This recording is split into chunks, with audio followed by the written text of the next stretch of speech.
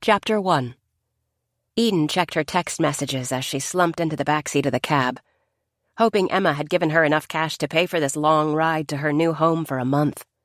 She'd already been in the car over an hour, but her cousin certainly couldn't have picked her up at the airport in a horse and buggy. She felt an air of excitement about visiting a new place, although as the scenery became more and more rural, she wondered what teenagers did for fun here. Farms lined the 2-lane road they now drove on, and she hadn't seen a Walmart in at least 40 miles. "Sir, can you tell me how much farther?" She straightened, leaning closer to the front seat.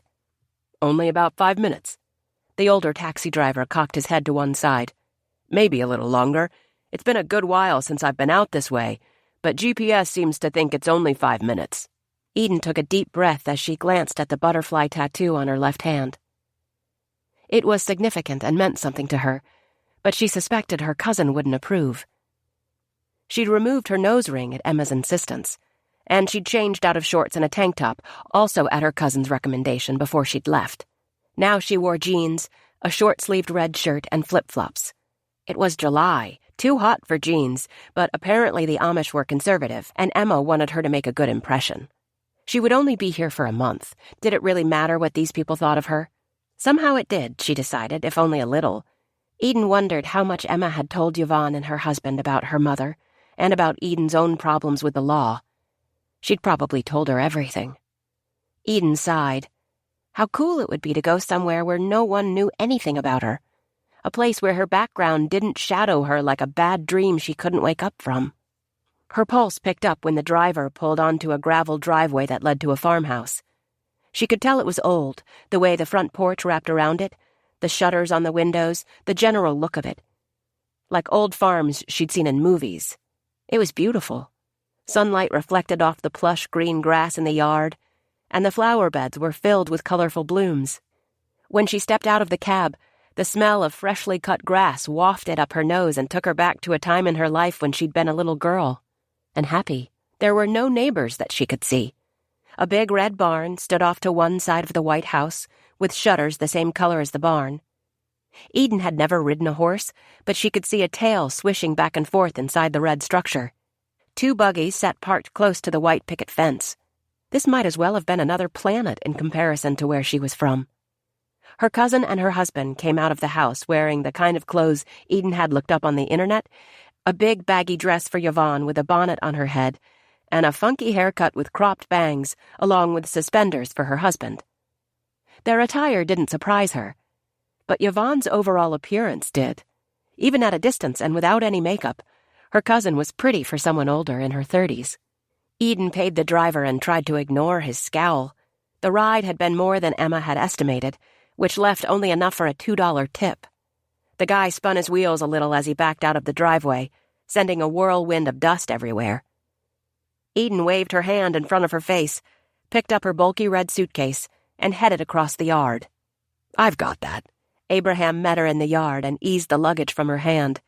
Eden had been worried more about him than Yvonne, but his blue eyes brimmed with kindness. At least that was Eden's initial impression. Maybe he'd be okay. She believed you could tell a lot by a person's eyes. Max's eyes always blazed with icy contempt when he was angry, which was a lot. His glare grew more brazen when he was in a bad mood. Eden's insides braided into knots each time, just before he smacked her across the face for back-talking, as he called it. After a slight shiver, she pushed the thought aside, opting to believe that Abraham was a nice guy. Aren't all Amish good people? "Thanks," she said to Abraham as they walked across the yard toward the steps to the porch, where Yvonne stood waiting. "Thank you for having me," she added almost inaudibly to the stranger by her side, and Abraham smiled, nodding. She wasn't shy, but her voice had abandoned her, and she was more nervous than she'd thought she would be, realizing she really did want to make a good impression. More than a little. Maybe this trip could be practice to become the kind of person she wanted people to see. Plus, she didn't need Emma on her case when she got back. They'd had a few run-ins since she'd come to stay with her, mostly because Eden didn't always get home when she was supposed to, and once for sneaking out in Emma's car. But it had been for an important reason the day she did that. It probably wouldn't be an issue here. There likely wasn't anywhere to go or anything to do. Except maybe ride a horse. That interested her. Maybe she could even go for a drive in one of those buggies. She extended her hand to Yvonne, but her cousin pulled her into a hug instead, which was nice, kind of like a real hug. Emma tended to barely hug, mostly a light embrace with a pat on the back, but Yvonne squeezed her, almost too much. "Welcome to our home, Eden. We're thrilled to have you staying with us." If Yvonne didn't mean it, Eden would never be able to tell. Her cousin's smile looked as real as her hug felt, and she was even prettier up close, with straight white teeth and a flawless complexion. She had a few of those feathery lines by her eyes, but Eden thought that must be because she smiled so broadly.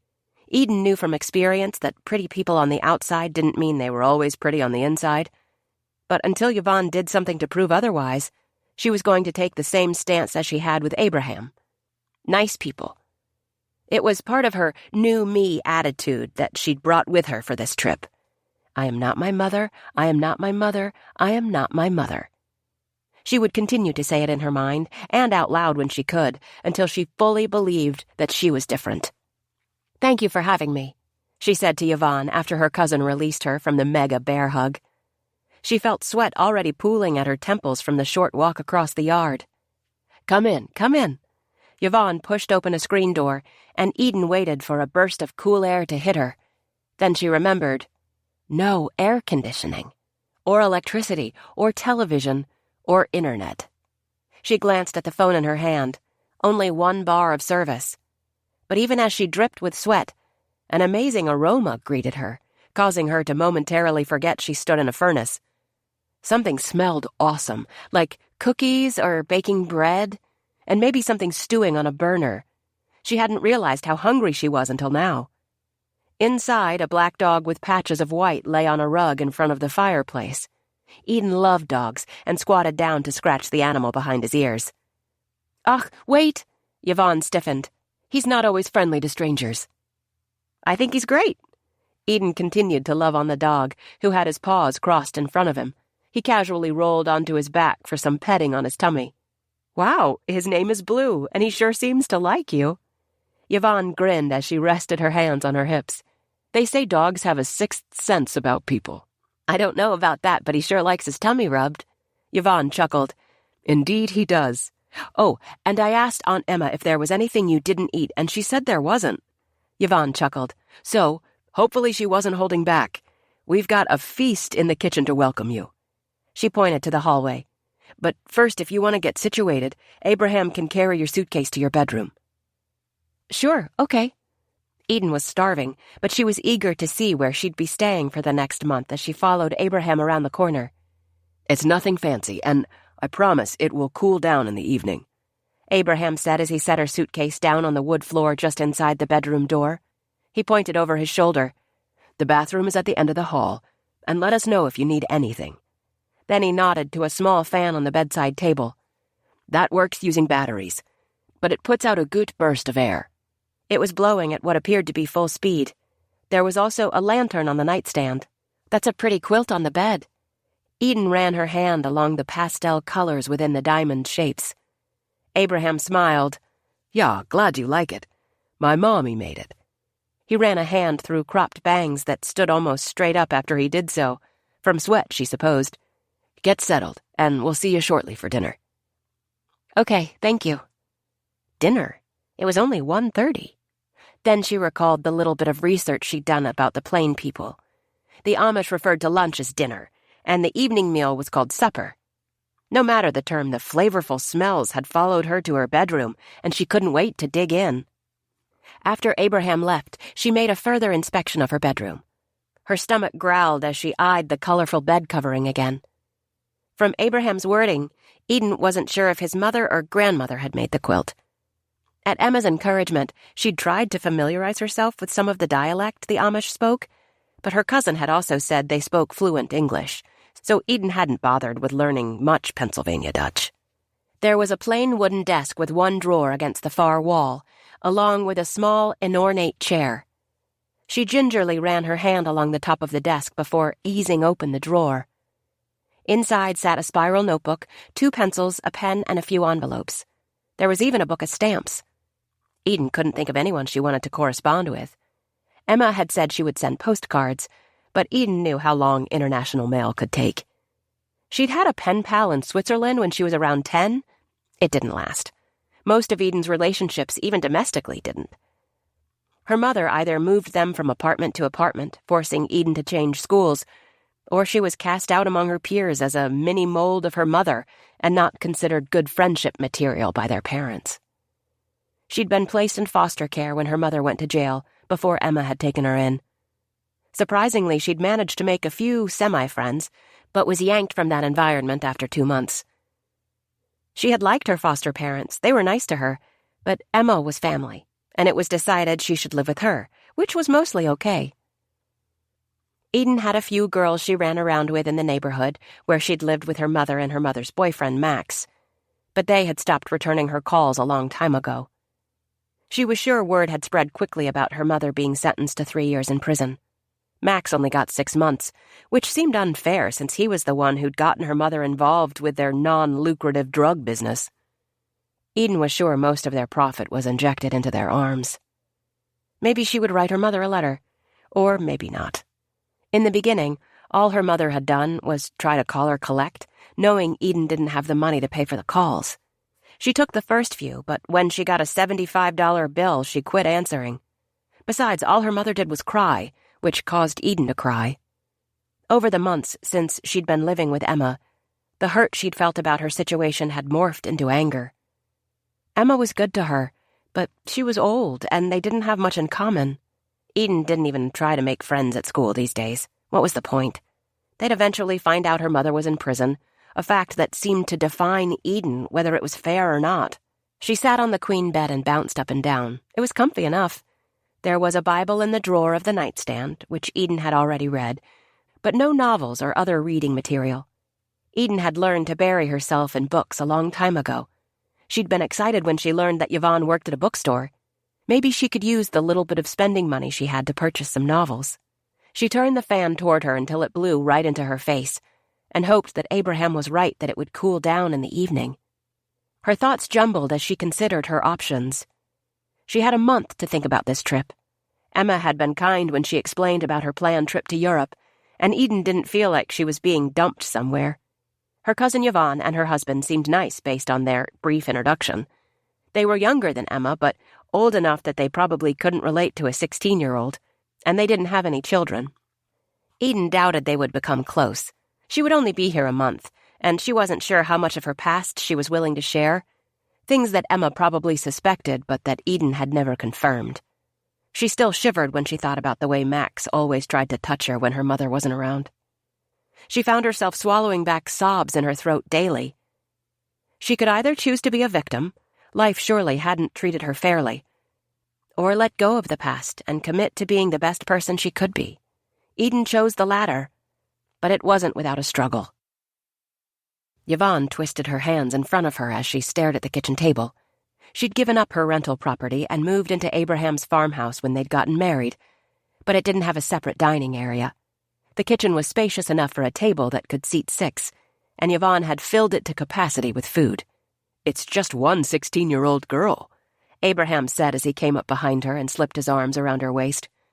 "You've made plenty if that's what you're looking so worried about." She spun around to face him, then shrugged. "Who says I'm worried?" He kissed her on the forehead. "I know that look." "I just want everything to be perfect." Yvonne's warped way of thinking had gotten under her own skin. She'd found herself thinking that if Eden liked them and was happy during her stay, she wouldn't get in any trouble while she was here or cause any problems. It was judgmental and wrong to assume there'd be an issue, but Yvonne was proud that she'd at least recognized it for what it was, so she could make a conscious effort not to be this way. "Wow." Eden walked into the room, and Abraham instantly removed his arms from around Yvonne's waist. "Everything looks awesome." "I tried to make a variety. A couple of dishes are things I learned to cook when I lived in Texas, and others are recipes Abraham's mother shared with me." "Yeah, I heard you haven't been Amish for long." She nodded at Abraham. "He has more of an, Amish accent, is that what you call it?" "I guess so." Abraham chuckled, then waved an arm over the table. "Pick a seat." Eden glanced back and forth between them. "Do you have certain places you sit?" Yvonne chewed her bottom lip for a moment and decided to be honest. I usually sit here. She pointed to one of the side chairs. And Abraham usually sits beside me at the head of the table. Okay. Eden pulled out the chair right across from where Yvonne always sat. Maybe that was a good sign. She hadn't chosen a chair at the opposite end of the table. After they were seated, Yvonne folded her hands together, but before she lowered her head, she said, I know in the English world most people say their prayers aloud. We usually pray silently. She paused, waiting for a reaction from Eden. When there wasn't one, she said, Do you have a preference? Eden tipped her head to one side. The English world? Yvonne cringed. Sorry, that's a term for people who aren't Amish. Oh, Eden smiled. I tried to learn some of your dialect, but I guess I missed that. As for the prayer, it doesn't matter to me either way. Yvonne glanced at Abraham. Her husband was eyeing the food and probably ready to dive in. We'll just pray silently. She lowered her head, said her prayers quickly, and raised her head to see if Eden had even lowered hers. The girl still had her head down. Abraham lifted his eyes to Yvonne's, and Eden still hadn't raised her head. They waited. Yvonne wondered if she had that much to say to God or if she was trying to make a good impression. Judgmental, she reminded herself. When Eden lifted her head, she smiled again. She was a beautiful girl with long blonde hair that was pulled back in a ponytail and gorgeous green eyes. Yvonne had noticed earlier that she was about as tall as her, which wasn't saying either of them were very tall at 5'4". Eden was well-proportioned, not too thin, not too heavy. Yvonne could recall her own figure at that age, back when she could eat anything she wanted and not gain weight. Now that she was in her 30s, she tried to watch what she ate to keep off any extra pounds. Pride and vanity weren't something the Amish favored, but some of Yvonne's old mindsets had stuck. After they'd filled their plates, Yvonne hesitated. She longed to know more about their house guest, but she didn't want to seem too pushy. So, you said you did a little research about our dialect. Did you look up Montgomery on the internet and see anything you might like to do? I'm afraid things are different here than what you're used to. Emma has a lovely home, but it's right in the middle of a subdivision. She paused. Is that how your house was in California, too, in a neighborhood? We mostly lived in apartments. Eden plunged a heaping forkful of roast into her mouth. After she swallowed, she said, I knew it would be different in Indiana, but I didn't realize how many farms there are. I saw lots on the way here once we got out of the city. Yeah, farming is a big way of life here, Abraham chimed in. But I bet we can find you some fun things to do while you're here. Eden halted another bite of roast and set her fork down. There is one thing I'd like to do. Yvonne smiled. Sure, anything. Then she chastised herself for reacting with such excitement. Calm down. I've never ridden a horse, Eden blushed, and I'd like to ride in one of those buggies. Not at the same time, I hope. Abraham laughed. So did Yvonne after Eden let out a chuckle. I'm pretty sure we can make both of those things happen. Eden grinned and sat taller. Cool. I'd love that. Yvonne started to wonder if she had worried for nothing. Eden seemed like a good kid, even though she hadn't been with them for an hour yet. Just because the girl had been through a lot, it didn't mean she wasn't a good person. Yvonne realized she was talking herself into believing what she wanted to believe. She changed tack. You might already know this, but we only have church service every other Sunday. This is an off weekend. But tomorrow I was planning to deliver some meals to a few shut-ins who live nearby. She dabbed at the sweat on her forehead, mostly from the heat, but possibly her nervousness was in play. Maybe you would want to go and even learn to drive the buggy? Right away, she recalled her aunt telling her that Eden had once snuck out of the house and taken her car. Maybe Yvonne shouldn't have made that offer. Really? That would be so fun. Eden took another bite.